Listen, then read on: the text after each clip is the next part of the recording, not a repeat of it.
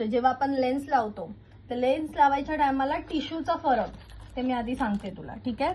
हा आहे hard tissue, थोडासा कडक, आवाज बघ. ठीक आहे. हा तो थोडा हार्ड टिश्यू आणि हा येतो एकदम सॉफ्ट टिश्यू. सॉरी, हा येतो एकदम सॉफ्ट टिश्यू.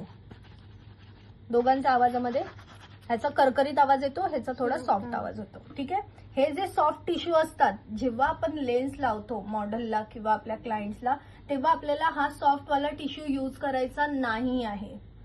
ठीक आहे. नाही आहे. त्याचं रिझन की मी असं हे केलं ना तरी हे बघ त्याचे पार्टिकल्स उडतात. ठीक आहे. जेव्हा आपल्या हात पूर्ण ओले असतात आणि जेव्हा आपण त्यांना पुसायला जातो, सगळे पार्टिकल छोटे छोटे जे कॉटनचे पार्टिकल्स असतात पूर्ण आपल्या हाताला लागतात आणि ते लेन्सच्या द्वारे आपल्या आईज मध्ये जातात. ठीक आहे. त्यामुळे आपल्याला यूज करायचं हार्ड टिश्यू.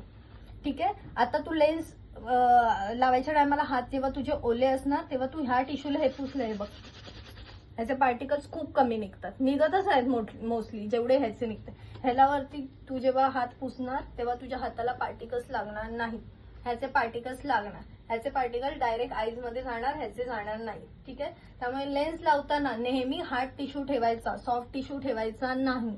ओके, समजलं?